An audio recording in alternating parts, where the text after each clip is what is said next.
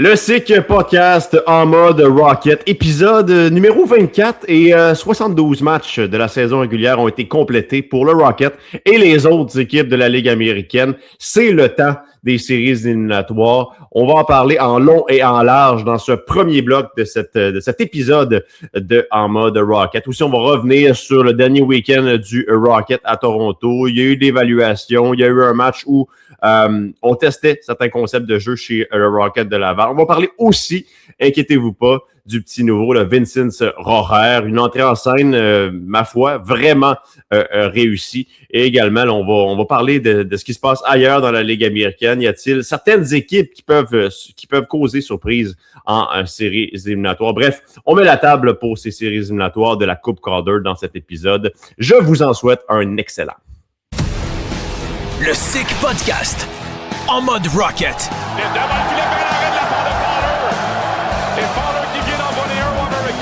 Le podcast le plus sick sur le Rocket de Laval. La voilà une entrée de territoire pour Jacky. Jacky, belle fin de semaine devant le filet. Le but! Marqué par Florian Jacky! Avec Cédric Blondin et Vincent Demuy. Le but! Marqué par David Eisbacher!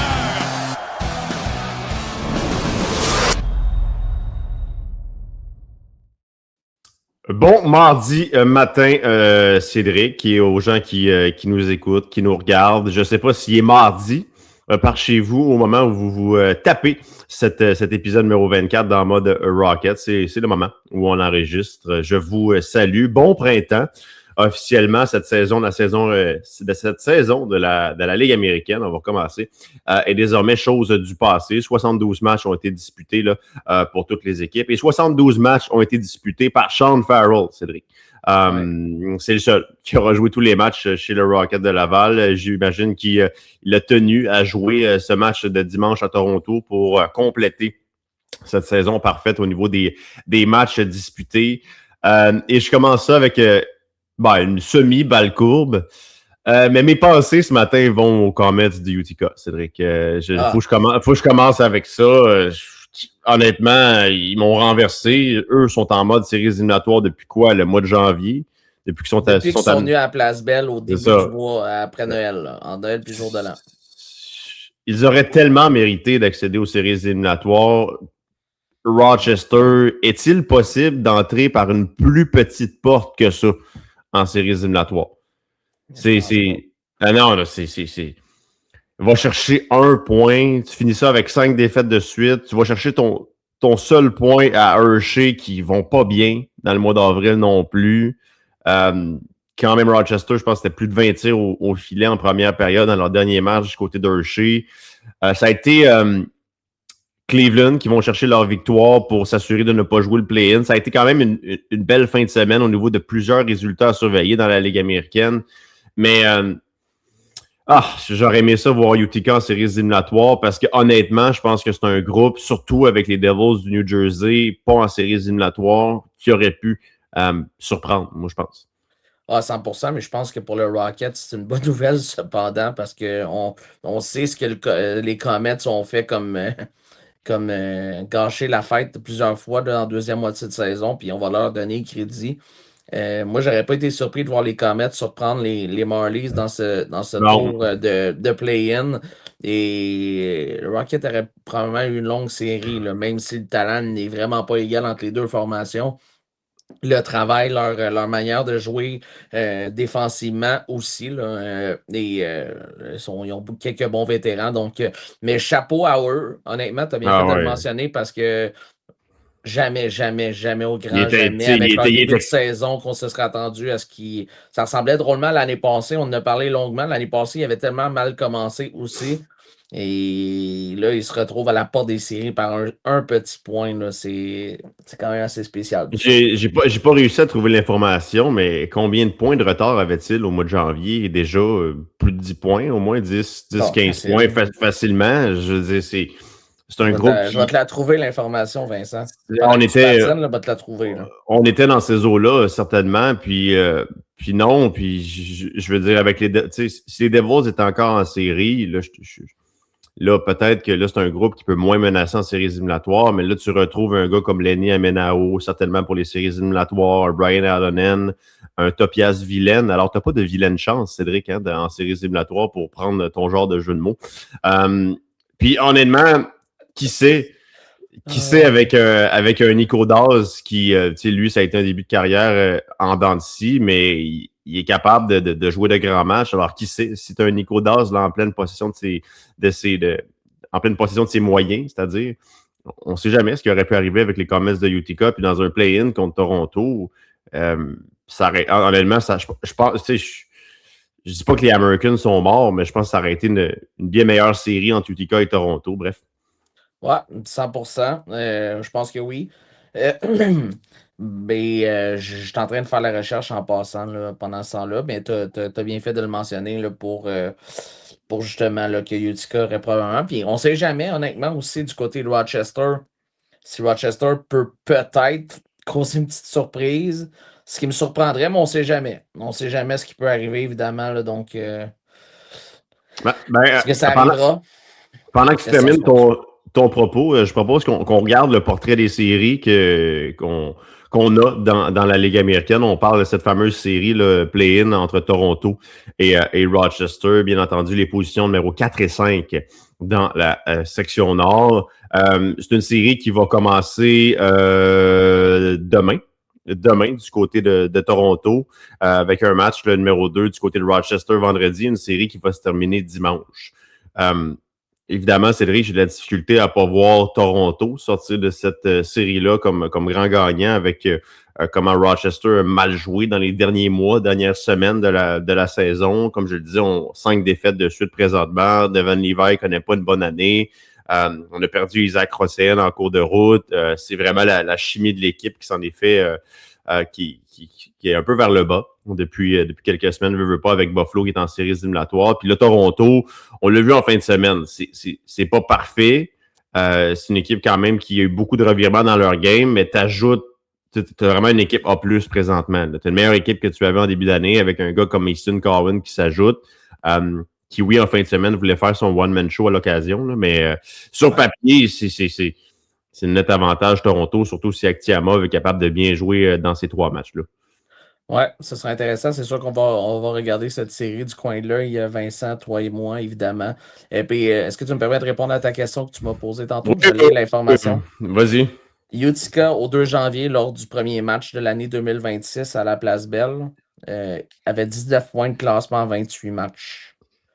Et Cleveland avait 31 points en 29 matchs, donc 12 points d'écart. Et avec Rochester, c'est encore plus flagrant, 17 points d'écart entre les deux équipes. Il y avait seulement 7 victoires en 2020 avant de commencer le calendrier 2026 pour les Comets. 7, 16, 3 et 2 à ce moment-là. C'est toute une deuxième moitié de saison de leur côté. Puis Rochester, quel débâcle. Vraiment, on a donné une chance à Utica d'espérer jusqu'à la toute fin. Puis surtout, tu vas chercher cette victoire-là à Providence. Une équipe qui... dans cette équipe-là, il y a l'entraîneur-chef de l'année avec Ryan Mougenol. Ça aussi, petite parenthèse, c'est franchement mérité du côté de Ryan Mougenol. Tu vas chercher cette victoire-là. En plus, je pense qu'Utica tirait de l'arrière. Alors, puis évidemment qu'on a dû regarder le match le lendemain entre Rochester et Hershey. Puis il a dû avoir pas mal de cris quand Andrew Crystal a donné les devants à Hershey 4-3. Puis là, ensuite, après Carson Mayer marque, on s'en va en prolongation. Puis là, les carottes étaient cuites, malheureusement, pour les Comets de Utica. Sinon, vous avez vu le portrait des séries éliminatoires. Syracuse, Cleveland. Je pense que ça va être une excellente série. Mais évidemment, quand tu regardes cette section-là, Cédric, la fameuse section nord, veut pas... Oui, ce qui s'est passé en saison régulière, mais Pascal Vincent le répète depuis qu'il est arrivé à la barre du Rocket de Laval, quand ton équipe de la Ligue nationale est en séries éliminatoires, ça t'aide vraiment pas. Puis c'est le cas de Laval, Syracuse et Rochester. Donc, est-ce que Toronto et Cleveland ont franchement là une opportunité peut-être de sortir gagnant de cette section-là? Je pense que oui. Je pense que oui, surtout, évidemment, là, tout dépendant de l'état de santé du numéro 27. S'il sera de retour, bien sûr, pour les séries. On va en parler. Et il y a ce point-là. Est-ce que Fowler, qu'est-ce qui arrivera avec le Canadien, Reinbacker, Engstrom, c'est quand même 3 gros morceaux, là. 4, si je calcule bien sûr Dauphin, évidemment, là. Mais 3 gros morceaux qui sont avec le Canadien et qui ne jouent pas en ce moment. Et moi, tu sais, je peux comprendre. Là, c'est des séries, puis c'est important que le club du Canadien ait la priorité, mais là, en ce moment, ces joueurs-là ne jouent pas, ne prennent pas d'expérience. Donc, j'ose imaginer qu'on devrait peut-être revoir Engstrom et ou Reinbacker pour le premier match de la ronde 2, voir si le Canadien passera en deuxième ronde aussi. Ça va sûrement aider les décisions. Là, c'est 1-0 Canadien en ce moment dans cette série-là, mais ça serait intéressant de surveiller ça, honnêtement, Vincent, parce que si le Rocket va avoir une chance contre Toronto ou Rochester, là, ça va prendre une équipe à 100%. Là. Mais pour l'instant, on est loin d'avoir cette équipe-là à 100%. Ouais, puis même tu regardes Syracuse, on ne sait pas quel genre d'équipe on va avoir. Un peu comme le Rocket, on ne sait pas si on va avoir les Chaffee, les Pelletier nécessairement, les Geeky. Ça va être à confirmer. Là, on a peut-être perdu d'Astou pour quelques matchs avec Tampa Bay. Ça ne viendra pas aider. On ne l'aura pas plus à Syracuse, mais ça va peut-être venir enlever un défenseur. Qui sait? Donc, Cleveland a une opportunité. Puis, parenthèse que je fais, j'écoutais la diffusion de match des Marlies à Toronto, le descripteur, puis je pense dans l'environnement des Marlies, on voit ça comme une chance cette année avec les Maple Leafs qui sont pas en séries éliminatoires. Là, t'ajoutes Cowan, t'ajoutes tout le monde, Akhtiamov qui est revenu, Jacob Quillen. On voit ça vraiment comme une opportunité cette année. Puis je pense avec raison, parce que bon, on va voir ce qui va arriver avec le Canadien puis la suite des choses en séries éliminatoires, mais je pense qu'on a certaines raisons d'avoir un certain optimisme là, en vue des séries éliminatoires.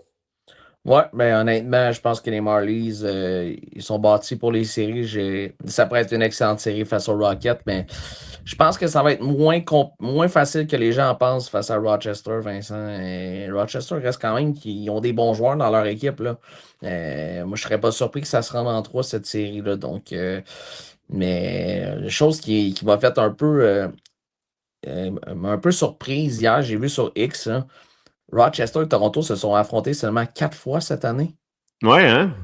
J'ai fait le saut quand j'ai vu ça, honnêtement. 4 fois avec la proximité entre les deux villes. C'est fou, honnêtement. Mais je sais que Toronto a joué contre Grand Rapids, a joué aussi contre Texas de mémoire, ou Iowa, quelque chose comme ça. Donc, mais c'est quand même spécial avec la proximité entre les deux villes. Je sais pas si. Je sais que Toronto voyage quelques fois en avion aussi. Donc, est-ce qu'on a le budget un petit peu plus lousse pour affronter d'autres adversaires que les adversaires de la division Nord? C'est une question qui se pose, mais à voir aussi. Là, moi, ça me fait capoter les Hammers. Là. On les voyait tellement plus haut que ça au début de la saison, toi y compris, évidemment. Ben oui, moi, c'était chez mes champions de la section Nord. Oslund, un autre gars qui n'ont pas eu pour pas mal toute l'année. C'est spécial. Mais au-delà de ça, comme je te dis, on a perdu des grosses plumes, mais c'est comment, je veux dire, ce vestiaire-là semble s'être complètement écroulé, c'est-à-dire, je veux dire, c'est comme, on s'en est jamais remis de la perte de ces gars-là. C'est comme si on avait perdu tout enthousiasme. C'est notre structure de jeu. Pascal Vincent le disait au début de l'année, c'est un groupe qui a travaillé fort pour avoir une certaine structure de meilleures habitudes de jeu ou une pensée peut-être un petit peu moins offensive ou du moins éviter les revirements. Puis là, tu regardes les derniers mois, en tout cas. Bref, là où je voulais aller, là, c'est là, le Rocket en attente du gagnant de la série Play-In Toronto-Rochester. Regardons ce que ça donne au niveau des scénarios. Après tout ça, le Rocket, là, les commence quand ces séries éliminatoires? Cédric, on dirait qu'il y a encore un siècle qui nous sépare de ce premier match. Les scénarios A et B, évidemment, Toronto ou Rochester. Bon, si c'est Toronto en raison de la distance, c'est un format 2-2-1. Rochester n'est pas nécessairement hyper plus loin. Là. C'est un peu difficile à comprendre que ce serait un scénario 2-3. Évidemment qu'au niveau du scénario, tu espères un petit peu affronter Toronto, de commencer à domicile puis d'avoir la certitude de finir la série à la Place Belle en cas d'un match numéro 5. Bref, on parle d'un début autour du 29 avril. Ça reste à déterminer si c'est Rochester, mais si c'est Toronto, la série commencerait à la Place Belle le 29 avril. Ouais. Honnêtement, les deux, ben moi je trouve ça loin, là, le 6 mai, honnêtement, mais c'est ce règlement-là, là, On parle de 300 000, là, je veux dire, de ce que j'ai fouillé, c'est la règle du 482 km, mais le Rochester est mais en les deçà de deux ça. dépassent 482 km. Je ne comprends pas.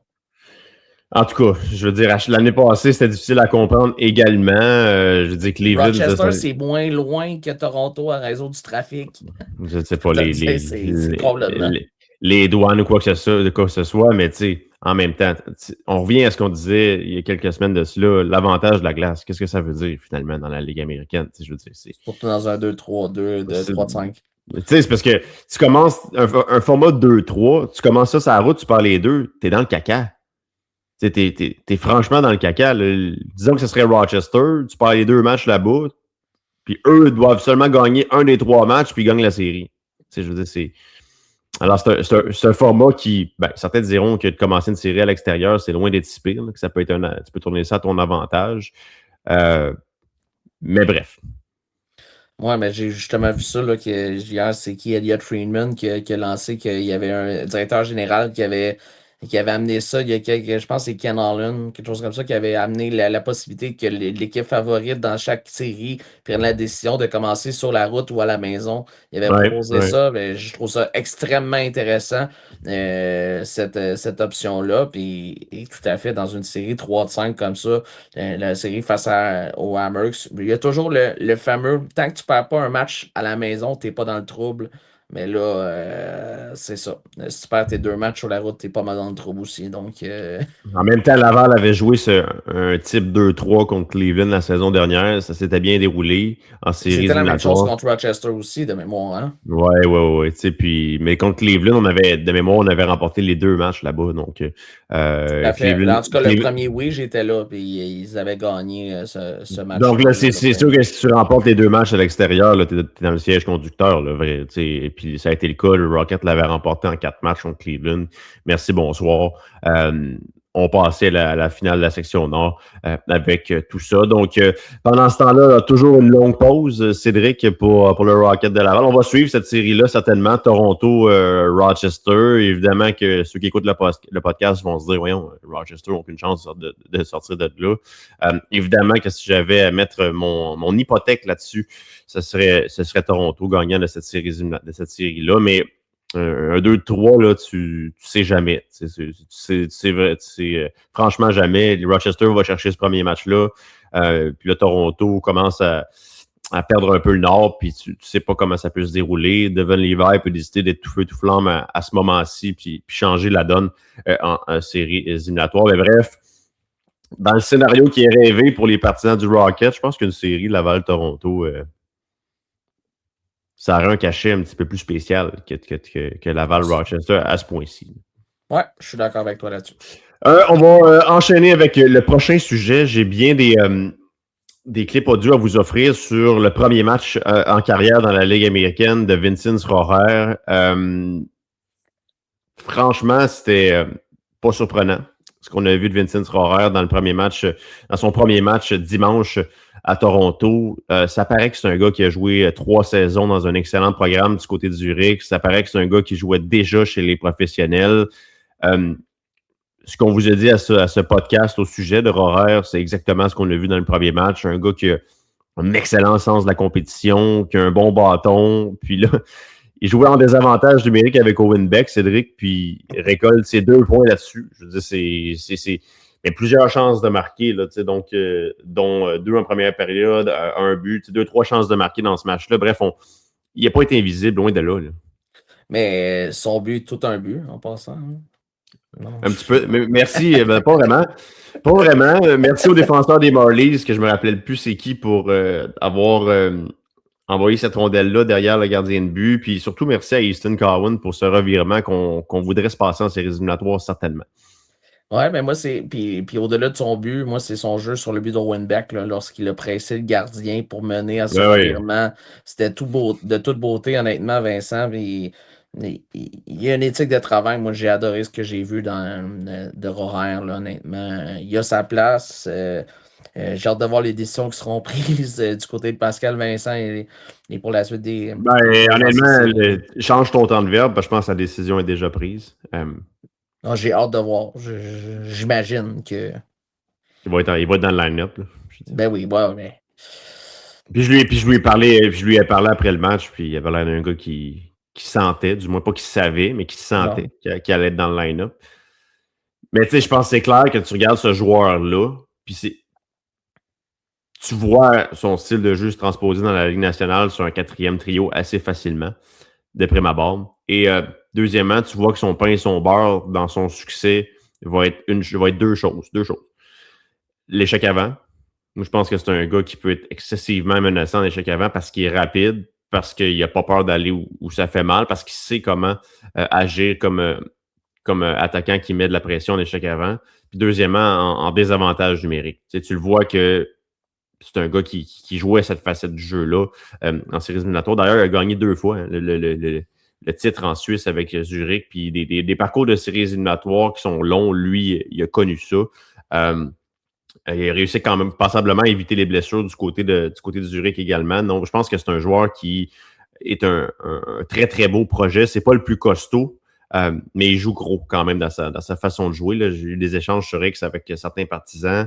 La comparaison avec Gallagher, les somme toute intéressantes dans le genre de joueur que peuvent aimer les partisans du Canadien de Montréal, puis à plus courte distance, les partisans du Rocket de Laval, certainement.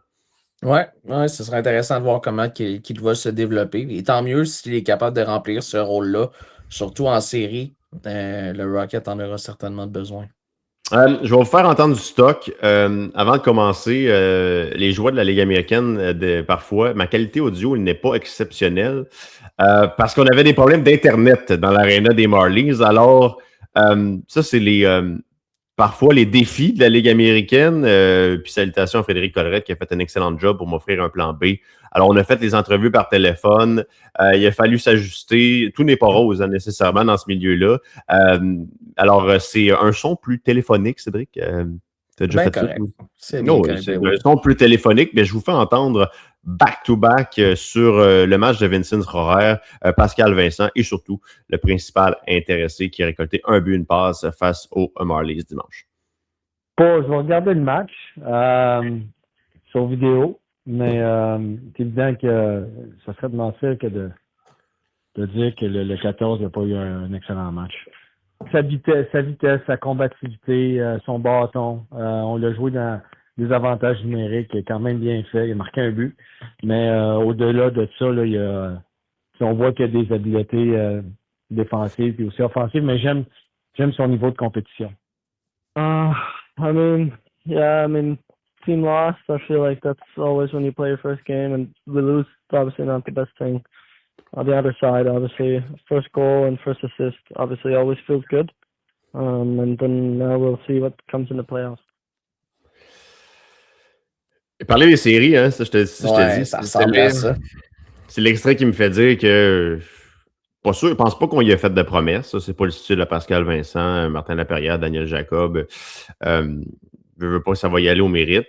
Mais c'est évident que son style de jeu, on avait peut-être besoin d'un joueur comme ça chez Rocket de Laval. Puis on l'a vu en désavantage numérique là, tout le match contre Toronto. Alors c'est clair que d'un point de vue développement, puis je pense qu'il va t'en donner aussi. Ça va être intéressant de le voir en désavantage numérique ultimement en séries éliminatoires. Puis on voit que c'est un gars qui, à Zurich, a appris ça, sous Mark Crawford, entre autres, en séries éliminatoires, dans les moments qui sont extrêmement importants.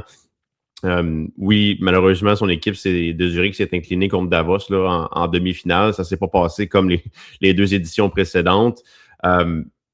Mais non, moi, je le vois dans l'alignement, puis je pense que ça va être difficile de le sortir. Avec qui? Bon, là, ça, c'est... Ben, en même temps, ça va dépendre de si, je veux dire, Dauphin est-tu de retour? J'ose imaginer quoi? On avait parlé de 4 semaines et oui, non, mais on est dépassé 4 semaines. Parle-en pas trop, là. J'ai une clip audio là-dessus. Là. Je veux dire, là, tu vends mon stock, Cédric. Mais non, mais tu sais, je veux dire, sur un... C'est certainement que c'est le genre de joueur, offensivement, tu le vois que c'est pas le gars qui a des habiletés hors pair, mais sur un bottom six, comme on dit, dans un rôle comme ça, sur un 3e ou 4e trio. Même offensivement, je pense qu'il peut t'en donner un peu. Là. Je veux dire, je dis qu'il n'y a pas des habiletés hors pair. Il y a de bonnes habiletés. Je vois juste pas comment il peut devenir un joueur offensif dans la Ligue nationale, mais on va lui donner du temps quand même. On va lui donner ces séries éliminatoires-là pour porter un meilleur jugement. Mais c'est clair que c'est un joueur qui a beaucoup appris à Zurich. Puis avant d'enchaîner, on va vous faire entendre justement une bonne clip de Rohrer sur son développement à Zurich, comment ça s'est passé dans les 3 dernières saisons, les 3 derniers parcours éliminatoires pour faire de lui le joueur qu'il est présentement. Hard to summarize like 3 years, but I would say especially like my defensive game was the main thing over there for the 3 years. Like I mentioned before, the PK was a big thing. Yeah, and so like Mark Crawford, when I had him in the first 1.5 years, about the intensity and tried to skate a lot and bring some intensity. It was a big part for me over there. Voilà. Sur comment à Zurich on a fait de lui le joueur qu'il est, un joueur qui remporte des bagarres, un joueur qui a un souci défensif, exactement. Bref, le genre de joueur que Pascal Vincent et tout coach va adorer diriger certainement. Là, puis ça m'a tout l'air d'être un jeune homme quand même assez brillant aussi. Là. Très, très gentil. Oui, il a de l'air. Oui, très, très gentil. Ben, j'ai parlé au téléphone, là, donc je veux dire, là, c'était pas vraiment une discussion hyper humaine qu'on remettra ultérieurement.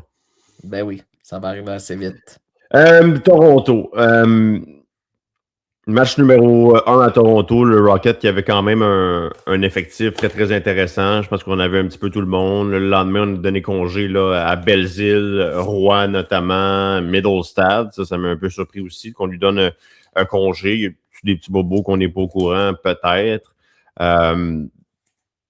J'ai regardé ça, j'ai pas détesté non plus dans le deuxième match, Nadeau. Je trouvais quand même qu'il y avait du pace avec la rondelle. C'est un gars qui voulait faire des jeux aussi, avec le temps de glace qu'il a obtenu. Moi, je l'ai trouvé somme toute très bon. Je trouvais que Loktok a connu aussi un excellent match avec plusieurs bonnes chances de marquer à Toronto. On va voir. Denis, ça a été un match encore à la hauteur de ce qu'il est capable d'apporter. Pour ce qui est du petit nouveau, Dubinsky, il était nerveux. Ah oui? Ah, il était nerveux en première période. Bon gabarit quand même, un bon bâton. Pas un vilain coup de patin, mais ça a été surtout un début de match plus compliqué pour lui un peu. Il est en essai. Je vois pas comment ce joueur-là pourrait, à moins que tu sois vraiment mal pris, là, être dans la formation en séries éliminatoires, mais qui sait, je pense qu'on voulait le voir. Puis c'est dommage que s'il ne joue pas, qu'il n'y a pas eu l'opportunité de chasser un peu la nervosité. Ouais, c'est sûr que tu rentres quand même à froid comme ça. Là, ah ouais, non. 3 lancés quand même pour Dubinsky, pareil. C'est pas à négliger non plus, mais c'est un match à voir là, s'il est capable de que ce soit en pratique et tout ça pour essayer de se tailler un poste pour l'année prochaine. Ouais, là, c'est ça. Lui, il travaille là-dessus. Il travaille pas juste pour cette saison, il travaille pour se mériter un contrat la saison prochaine. Puis on a peut-être besoin d'un droitier aussi, avec comment on voit les choses. Là, je veux dire, je pense pas un hasard qu'on ait amené un défenseur droitier, parce qu'on a quand même beaucoup de gauchers dans l'équation, possiblement pour la saison prochaine. Mais au moins, le deuxième match à Toronto donnait une chance aussi à Derek Louis-Jean de jouer un petit peu, à Bentley également. Donc, de voir qui pourrait t'aider en séries éliminatoires. Puis j'ai aussi... je voulais parler d'une affaire.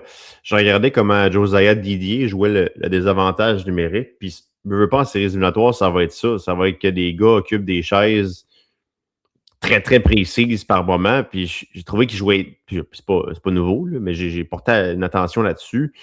Il joue bien le désavantage numérique, Josiah Didier. Donc, peut-il s'immiscer dans l'équation, ne serait-ce que juste pour ça? Ben, il faut. S'il veut avoir sa place dans l'équipe avec le. Ben, c'est là, évidemment, là. Je parle avec Engstrom et Reinbacher, évidemment. Là. C'est là que ça peut donner plus un mot de tête, là. Mais sans eux, je pense qu'il peut avoir sa place dans la formation à 100%. Mais c'est un gars que le Rocket aura besoin. Il sait que ça prend. C'est un ancien capitaine. Il a de l'expérience. lui, il va l'accepter son rôle, selon moi, là, de jouer cette game-là. Donc, mais pourquoi pas? Pourquoi pas? Parce que en même temps, il va falloir que tu gères les minutes, même si tu veux gagner, évidemment, tu dois développement aussi avec Middlestat, entre autres. Ça serait intéressant de voir les décisions qui seront prises là, maintenant que pas mal tout le monde est en santé, en défensive, évidemment. Là. Quand je dis pas mal tout le monde, on comprend. Ouais, non, mais tu regardes ça, pour les défenseurs que tu pourras avoir en désavantage numérique, certainement Bisson. Du côté gauche, bon, est-ce que tu veux encore faire jouer Engstrom en séries éliminatoires? Probablement. Du côté droit, tu pourrais avoir à la limite Renbacker et Didier. Didier, je trouvais qu'il coupait bien les corridors de passe là, quand même avec sa longue portée, comment il faisait de bonnes lectures. C'est compliqué de jouer autour du filet quand Josiah Didier est là. Alors, c'est une pensée que j'avais. Je pense que ça va être ça aussi en séries éliminatoires, c'est de trouver c'est que les gars forcent les choses pour qu'il y ait des rôles très, très précis, que ce soit des avantages numériques, en avantage numérique, au niveau de la robustesse ou quoi que ce soit. Je veux quand même qu'on écoute Pascal Vincent, puis je pense qu'il n'a pas détesté, malgré le fait que les résultats n'étaient pas là, pas détesté les 2 matchs face aux Marlies de Toronto, surtout le premier. Tu donnes juste 14 lancés. C'est quelque chose que je pense que le coach du Rocket a bien apprécié. Je vous invite à aller l'entendre. Ben, les 2 matchs, on a tu sais, hier puis aujourd'hui, on s'est mis dans une position, même le score n'indique pas l'allure du match, là, absolument pas. On a donné 14 tirs hier, puis aujourd'hui, ben, les autres, ils ont poussé, puis il y avait encore un meilleur line-up qu'hier. Donc, non, j'ai aimé notre match. J'ai aimé comment on a joué. On s'est donné une chance jusqu'à la fin. Maintenant, quand il y avait des breakdowns, là, c'était des sérieux breakdowns, mais au bout de la ligne, dans l'ensemble, avec 2 nouveaux joueurs dans l'alignement, puis on avait sorti plusieurs joueurs clés. Là. Je pense que je suis satisfait du match. Voilà. Mais oui, c'était quand il y avait des breakdowns, comme on dit, des moments où le club un peu plié. On a plié solide. 25 chances de marquer accordées aux Marlies dans le match de dimanche, mais en même temps, tu mets ça un peu de côté. Tu te dis, ils ont un bien meilleur line-up que le Rocket ce jour-là. Tu veux t'ajouter avant que... Ben oui, ben surtout dans le match de samedi, Vincent, ça a passé proche, hein? Ben oui. C'est quoi? Je pensais 18-1 les tirs en 3e période. 3 buts. Proche, les 3 buts en quoi? À 15-0-4, le but de Farrell, 18-25, le but de Blais et 19-08, le but de Beck. Mais dans ce match-là, c'est là où ce que tu vois les buts de fin de période ont tellement fait mal au Rocket, que ce soit celui de Gros avec 2 points quelques secondes à faire, celui de Warburg à 32 secondes de la fin de la période. Le Rocket aurait pu certainement surprendre là, avec un but à la fin. Puis j'ai vu le lancer, là, ça a passé proche sur la dernière chance de marquer lorsqu'il restait presque plus de temps. Ouais, non, mais qui chapeau à l'équipe quand même de ne pas avoir cessé d'y croire. Une 3e période complètement dominée par le Rocket de Laval. Puis on a failli, comme tu le dis, envoyer ça en prolongation, d'aller chercher un résultat dans ce premier match-là. Je pense qu'il y a de quoi bâtir là, dans ce match-là, certainement, malgré le fait que, bon, on s'est incliné face aux Marlies de Toronto. Puis on va parler de Laurent Dauphin plus tard. Là, j'ai mis ça dans le plan de match comme le prochain sujet. Je t'envoie la balle rapide à l'instant, Cédric. T'es au bâton, t'attends la balle rapide. C'est ça. Je suis prêt. Parce que Capo Kakkonen était devant le filet dans le match de samedi. 4 buts accordés sur 14 tirs. C'est pas un gros mois d'avril pour Capo. Tu sais, je veux dire, je pense qu'il faut commencer à être un petit peu inquiet. Là. Depuis le début de la saison, je t'inquiète, Vincent, moi. Je partage pas ça depuis le début de la saison, mais au mois d'avril, là, je veux dire, c'est le but de j'en ai parlé avant qu'on entre en onde, le but de Gros samedi, là, l'arrêt clé aurait pu changer le cours du match. Puis tu fais l'arrêt à la limite sur le but de Carwin en échappé. Je veux dire, c'est ça. Je pense qu'il n'y a pas. Je pense pas qu'il y ait la cause du fait que le Rocket a perdu, mais là, son équipe avait peut-être besoin d'un ou 2 arrêts clés dans le match de samedi pour aller chercher un résultat. Puis on dirait que quand tu regardes ces 6 derniers matchs, c'est juste une victoire. Il n'a pas été le facteur qu'on attendait qu'il soit. Là, puis on va avoir besoin, en quelque sorte, qu'il soit un facteur en séries éliminatoires. Ouais, puis je vais peut-être expliquer mes propos que j'ai donnés là, une trentaine de secondes parce que Pas que je suis inquiet depuis le début de la saison, mais combien de fois je t'ai mentionné la différence entre lui et Fowler?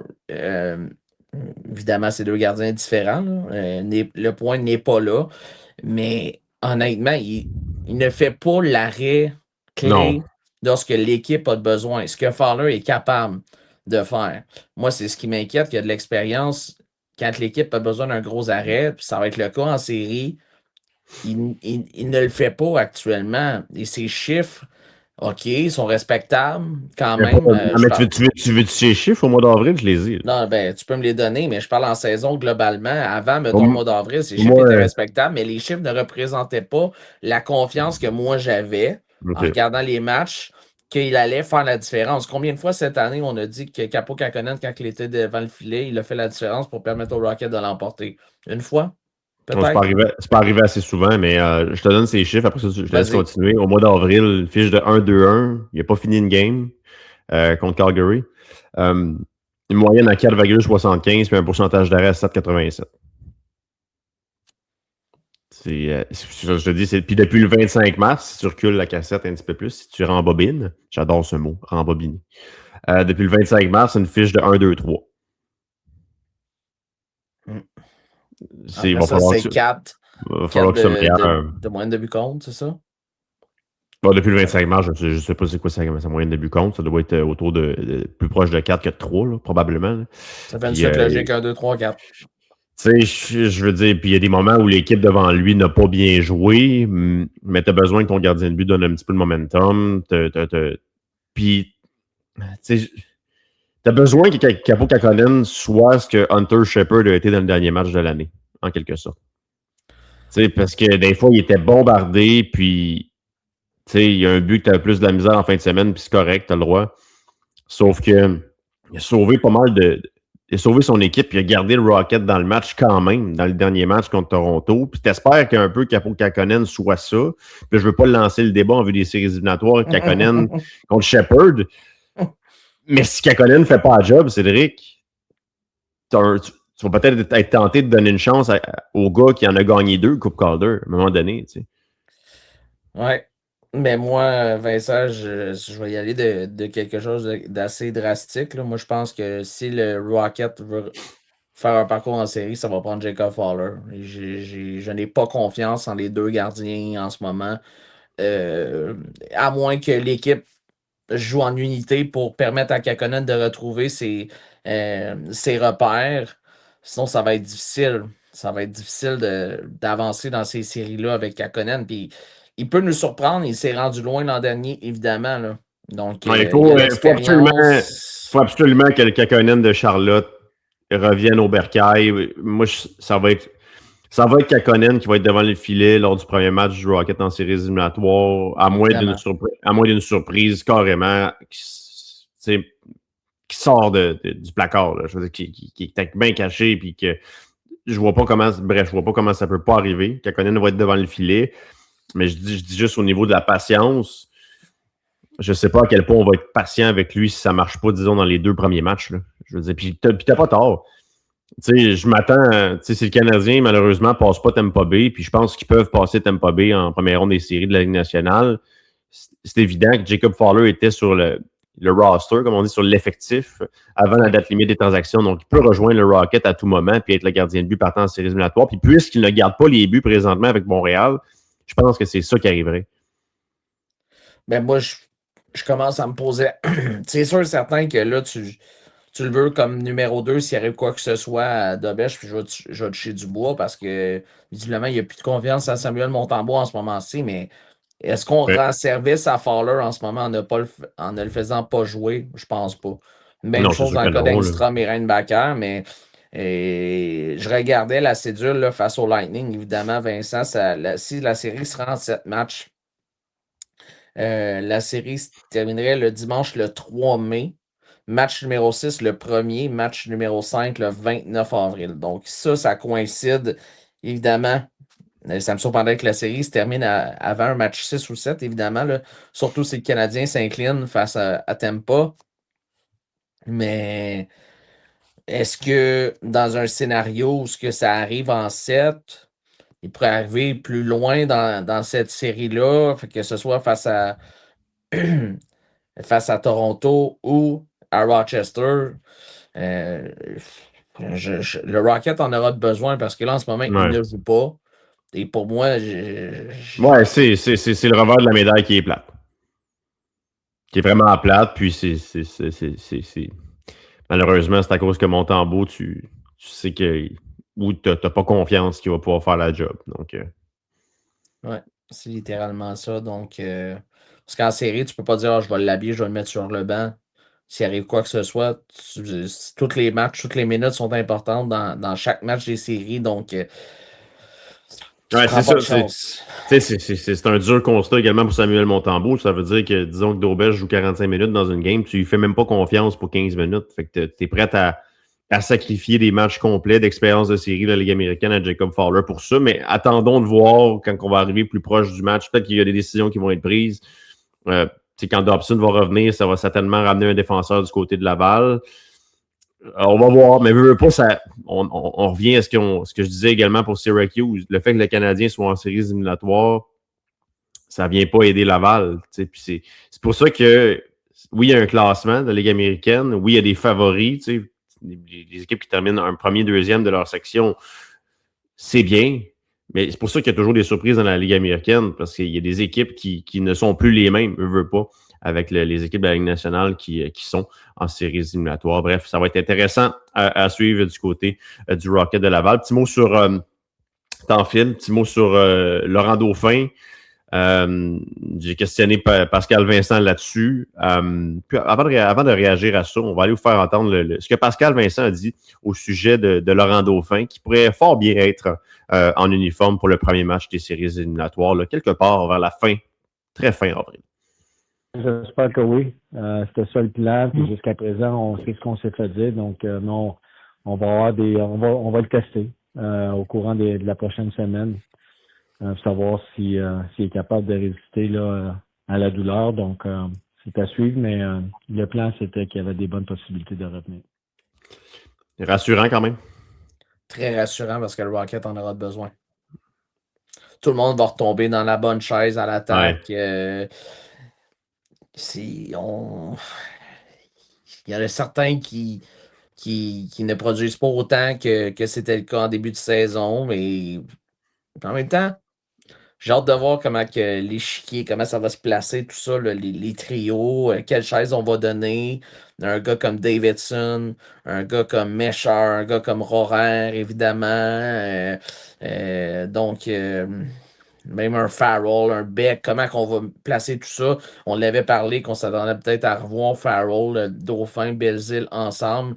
Mais là, tu as une possibilité d'avoir 3 trios offensifs avec tout le monde en santé. Donc, j'ai hâte de voir pour les trios. Je veux juste rebondir sur quelque chose. Je pense que Pascal Vincent aime beaucoup le trio Tuck, Jacky, Thor. Ben c'est ça, c'est le avec raison. Moi, je pense que c'est ça. Lui, je le vois commencer les séries éliminatoires indemnes. Je pense que les 3, ça fonctionne. Je m'attends à voir Dauphin avec Farrell et Belzile. Là, moi, c'est vraiment Owen Beck. J'ai hâte de voir comment on va l'entourer. C'est le joueur que j'ai hâte de voir comment qu'on va l'entourer pour le mettre dans des dispositions pour connaître du succès parce qu'il a tellement été bon en séries éliminatoires l'an dernier. Il faudrait que ce soit Rohrer et... Avec Davidson et Rohrer? Moi, je parlais Rohrer et Blais, peut-être. C'est vrai, il y a Blais aussi. Ou Roy. Après ça, tu as Davidson, Mesher. Je sais que je connais ton opinion pour Mesher, évidemment, là, Vincent. Mais si, je mon opinion. C'est pas que j'aime pas le joueur. joueur. Condotta aussi, il ne faut pas oublier le capitaine. Oui, qui risque d'être au centre de la 3, évidemment. Là, donc, avec qui? Ça fait 3 trios qui peuvent produire offensivement, mais je vais peut-être dire quelque chose qui va peut-être être discutable dans le cas de certains qui vont être à l'écoute, mais moi, je ne détesterais pas puis je sais que ça n'arrivera pas, là, qu'on inverse Condotta et Jacky pour avoir un petit peu plus d'offensive sur le 3e trio. Je sais que le trio Thorpe, Tuck, Jacky, c'est un trio qui est probablement dans le béton actuellement. Mais moi, si tu mets Jacky avec des joueurs un petit peu plus offensifs sur un 3e trio, tu te ramasses avec 3 trios qui peuvent te produire de l'attaque à chaque fois qu'ils sont sur la glace. Imagine un trio genre Jacky, Davidson, Roy sur la 3, Beck avec Blais et Rohrer sur la 2, puis tu laisses ton premier trio ensemble, Tom Escher en option. Je sais pas si tu comprends un peu où ce que je m'en vais, parce que Condotta, Ouais, il mais ne ça produit pas d'attaque mais actuellement, donc ouais, tu as non, besoin de tout ça. mais Jacker, d'un point de vue de développement, je sais pas si on le veut sur un trio plus offensif, ça n'a Mais pas sur marché un l'année dernière. troisième, pourquoi pas? C'est pas sur un premier trio. Le En troisième même temps, trio, il garde ses en, responsabilités en- défensives en même temps. en même temps, commencer à numéroter tes trios, là, je veux dire, c'est pas Non, mais tu surtout comprends dans la un Ligue peu américaine. mon Là. point. Là. Il n'y aura pas Ouais. d'upside offensif avec. Je comprends que c'est pas ça qu'ils veulent développer dans le cas de Jacky, mais tu as besoin de 3 trios, même 4. Et moi, je pense pas que ça va affecter quand même tant que ça le fait de mettre Condotta avec Tuck et Thorpe, pour ma part. Tu sais, c'est. Mais Et, chose certaine, il doit être au centre. Ça, c'est ah avec oui. ça en partant. Ça, il doit être au centre. Je pense que Beck, à la limite, si tu veux rebrasser les affaires, pourrait bouger à l'aile. Je pense qu'il a été bon comme allié. Quand même, ça a été quelque chose de bon. Mais Il est si tu bon, laisses. mais over. Oui, il est bon. Oui, il est bon. Il est bon, mais Condotta est capable de l'être, Jacka est capable de l'être, Dauphin est capable de l'être, malgré que Dauphin va peut-être perdre un peu de synchronisme en partant sur les mises en jeu. Là, je m'y attends. Belzile aussi est capable. Belzile est capable. Je trouve que Belzile est meilleur à l'aile, cependant. Tu le vois que c'est plus un allié, mais ça va être. Peut-être aller faire un tour pratique, voir qu'est-ce qui se dessine au niveau des trios pour le premier match, qui est dans trop longtemps. on va se le dire. Puis justement, plus qu'on en parle, Pascal Vincent me dit quelque chose d'intéressant sur cette longue pause. Puis c'était le cas l'année passée. Je pense que ça fatigue un peu. Ce mois d'avril-là, là, autant qu'il était salutaire d'un point de vue, on va se reposer, on va guérir les petits bobos, mais là, la dizaine de jours qui te séparent de ta première game éliminatoire, ça pourrait être off. Puis je vous laisse entendre Pascal Vincent.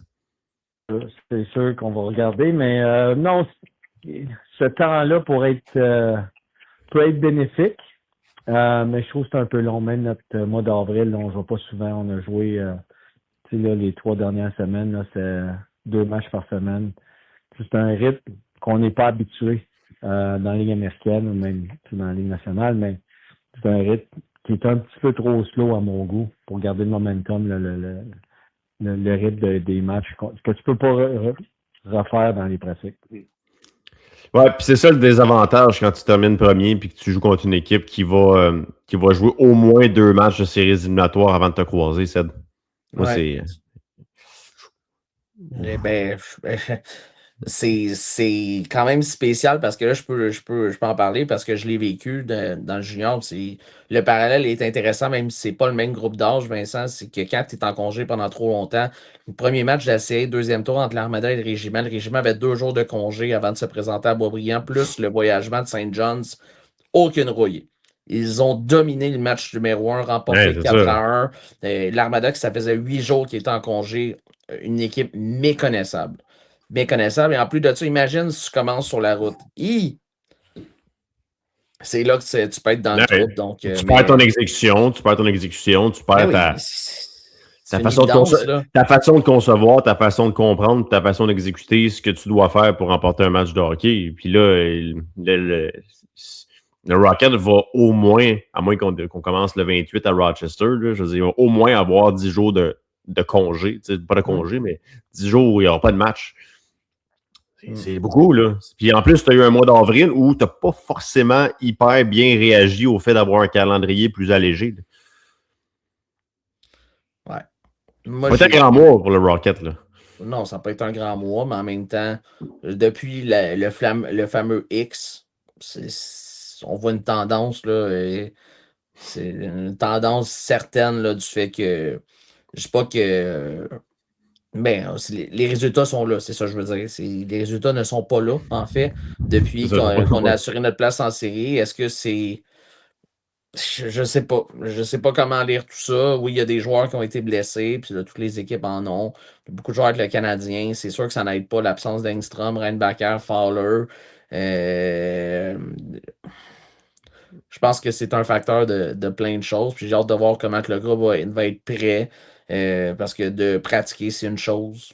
Mais de vivre la game, de jouer une game de playoffs, c'est deux choses complètement différentes. Et c'est peut-être là aussi que le Rocket aura besoin de sa. Il aura le support de sa foule, évidemment, là, du côté de la Place Belle, mais si la série commence mercredi contre Toronto à la Place Belle, ça va prendre une foule en Lyon là, dès le début du match parce que ça risque d'être une première période compliquée selon moi en raison de tout ça. En raison de tous ces facteurs-là qui sont un peu hors du contrôle du Rocket actuellement. Là. Ouais. Avant de se quitter, Ced, je veux qu'on parle d'une chose parce que je trouvais ça intéressant. Si je veux le portrait des séries dans l'Est, l'Atlantique, comme la section Nord, moi, puis si t'en as une autre, une équipe qui pourrait surprendre, parce que les surprises dans la Ligue américaine, il y en a toujours, année après année. Dans la Nord, je pense que Toronto pourrait surprendre. Je veux pas, on a eu de l'aide du fait que les Maple Leafs sont pas en série, on y revient, mais sinon, je regarde Bridgeport. Est-ce qu'on peut demander à Shane de nous remettre le fameux tableau des séries? Demande-lui, il va le faire. Merci Shane, wow, c'est incroyable. Demandez, vous recevrez, mesdames et messieurs. Exact. Puis là, il y a aussi Springfield, les Blues sont pas en série, on a retrouvé des gros morceaux. Mais eux vont jouer leurs 3 matchs à Charlotte. Il n'y aura pas de match à domicile dans cette série-là. C'est en raison de la distance. J'ai pas regardé, mais probablement que tu as raison.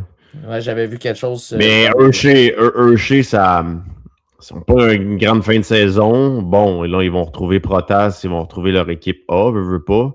Mais Bridgeport, quand tu regardes les morceaux qu'ils ont retrouvés, là, je veux dire, Callum Ritchie, c'est un NHLer, là. Hey, ça, ouais. c'est une méchante pièce là, que tu ajoutes. Puis de la manière qu'il a joué, je sais pas si tu as regardé un peu les Islanders, Ced, mais c'est un ajout pour moi plus majeur qu'Easton Cowan l'est à Toronto dans sa manière de jouer. Ouais. Eklund, tu ajoutes un jeune espoir comme Prokhorov, Isaiah George également. Tu as des vétérans. Yzerman, c'est plus compliqué par moment, là. Même que l'entraîneur-chef Rocky Thompson, il a été d'un jab envers son université, comme quoi que défensivement, il était pas. Là, je paraphrase, là, je prends pas ses mots, il était pas capable de jouer. Je veux dire, puis de ce que j'ai vu d'Yzerman, je comprends pourquoi il a dit ça. Fait que je peux pas dire qu'il va être un facteur incroyable dans cette série-là, mais on sait jamais. Victor Eklund qui est là, des bons vétérans, là. Highmore, je veux dire, c'était un des très, très bons vétérans de la Ligue américaine. Moi, Bridgeport, attention, Wilkes-Barre qui attend, veut pas le gagnant, Bridgeport-Hershey. En tout cas, si c'est Bridgeport, Wilkes-Barre ont très, très bien fini l'année, mais je serais pas prêt à dire que ça va être une série à sens unique. Là. Ouais, mais ça va être... Il faut une gorgée d'eau, mon Seb. Ouais, non, mais ça fait beaucoup de matchs en très peu de jours, là, avec le changement de température. Des fois, la voix du descripteur et tout ça, ça magane, mais tout dépendant qui finit le plus bas là, dans ceux qui restent là, pour les duels. Mais moi, dans la division Atlantique, je vois pas de surprise possible, honnêtement, de mon côté. Je pense ouais, c'est vrai, parce que ça pourrait être Providence aussi qui affronte Bridgeport. Ouais, c'est le plus bas. La position la plus basse. C'est pour ça que je voulais le revoir, parce que c'est tout des situations différentes, c'est malade. Là. C'est une nuance importante, mais non, honnêtement, dans l'Atlantique, ça va jouer. Il y a beaucoup de force en présence. Là. C'est une excellente section. Là. Je veux dire, c'est plus fort que la section Nord, à mon avis. Là. Non, je sais pas si je dirais de beaucoup, mais d'une bonne coche. Non, en ce moment, les Providence et Wilkes-Barre, les Pingouins en plus sont dans le trouble actuellement, perdu leurs 2 matchs à la maison, je pense, dans la Ligue nationale, donc s'en va à Philadelphie en retard 0-2. Est-ce que les Pingouins de Wilkes-Barre pourraient retrouver au moment, c'est pas impossible qu'ils retrouvent des morceaux à suivre les Browns aussi. Les Sabres ne sera pas facile. Donc, moi, je pensais plus du côté nord, là, évidemment, là, avec Toronto, je vais dans le même sens que toi. Mais mon Dieu, que j'aimerais ça avoir une finale de division entre le Rocket et Syracuse. Je pense que tout le monde espère ça. Là. Ça serait toute une série, malheureusement, dans un 3-5. Je pense que Cleveland, en tout cas, Cleveland pourrait sortir Syracuse. C'est ça qui est intéressant. Dans une série 2-3 encore, c'est... Moi, je déteste ce format-là. J'ai testé 3-5 et les séries 2-3. C'est Syracuse-Cleveland, c'est 3-5, par exemple. Non, mais c'est 2-3.